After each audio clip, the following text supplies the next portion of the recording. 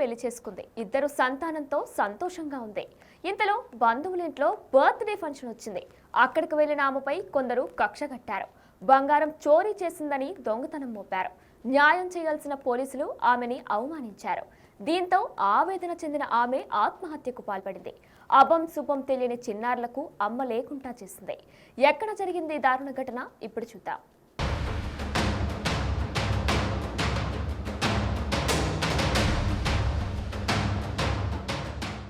యాదాద్రి భువనగిరి జిల్లా రామన్నపేట మండలం సిరిపురంలో వివాహిత ఆత్మహత్య కలకలం రేపింది.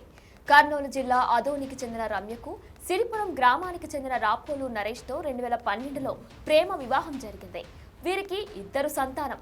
నరేష్ చేనేత వృత్తి చేస్తూ జీవనం సాగిస్తున్నారు. దంపతులిద్దరూ ఈ నెల 5న హైదరాబాద్లో బంధువులింట్లో పుట్టినరోజు వేడుకలకు వెళ్లారు. ఈ వేడుకల్లో మురళి అనే వ్యక్తికి చెందిన బంగారం చోరీకి గురైంది. చోరీ చేసింది రమ్యేనని నమ్మిన మురళి ఆమెకు ఫోన్ చేసి బంగారం తిరిగి ఇవ్వాలని, లేకుంటే పోలీసులకు ఫిర్యాదు చేస్తానని బెదిరించాడు. తనకేమీ తెలియదని, తన చోరీ చేయలేదని రమ్య చెప్పడంతో 7వ తేదీన హయత్ నగర్ పోలీస్ స్టేషన్లో ఫిర్యాదు చేశాడు. దీంతో పోలీసులు 8వ తేదీన దంపతులిద్దరిని విచారణకు పిలిచారు. పోలీసులు విచారణ సమయంలో బంగారం తిరిగి ఇవ్వకుంటే రౌడీలతో కొట్టిస్తానని మురళి బెదిరింపులకు పాల్పడ్డాడు. అడ్డు చెప్పాల్సిన పోలీసులు మౌనం వహించారు. అంతేకాకుండా మరోమారో గురువారం విచారణకు రావాలని ఆదేశించారు. ఈ సందర్భంలో ఎస్ఐ సైదులు రమ్యను అవమానించాడు. రేపు నీ సంగతి చెబుతానంటూ బెదిరించాడు. దీంతో తీవ్ర మనోవేదనకు గురైన రమ్య ఇంట్లో చేనేత వస్త్రాలకు వాడే మందును తాగి ఆత్మహత్యకు పాల్పడింది. రమ్యను రామన్నపేట ప్రాంతీయ ఆసుపత్రికి తరలించగా అప్పటికే మృతి చెందినట్లు వైద్యులు ధృవీకరించారు. తన భార్యపై చెయ్యని నేరం మోపి మానసిక వేదనకు గురిచేసి ఆత్మహత్యకు కారకుడైన మురళిపై చర్యలు తీసుకోవాలని భర్త రామన్నపేట పోలీసులకు ఫిర్యాదు చేశాడు. ఎస్ఐ బెదిరించడం వల్లే తమ కోడలు ఆత్మహత్య చేసుకుందని రమ్య అత్త ఆరోపిస్తుంది.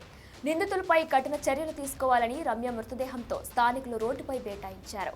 న్యాయం చేస్తామని పోలీసులు హామీ ఇవ్వడంతో శాంతించారు. మృతురాలికి కుమారుడు కుమార్తె ఉన్నారు.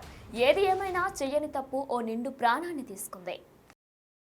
లేని అభియోగం మోపినందుకే మనస్తాపానికి గురై చనిపోయడం జరిగింది సార్. మా వైఫ్ ఎవరు ఊహించలేదు ఇట్లా చేస్తుందని కూడా చాలా ధైర్యంగా మాట్లాడింది. ఎస్ఐ గారు ముందర ఎస్ఐ గారు కూడా అన్నారంట.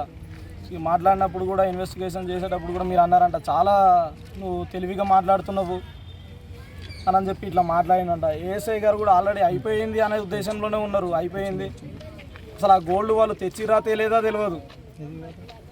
వాళ్ళు తెచ్చిరా తేలేదా తెలియదు.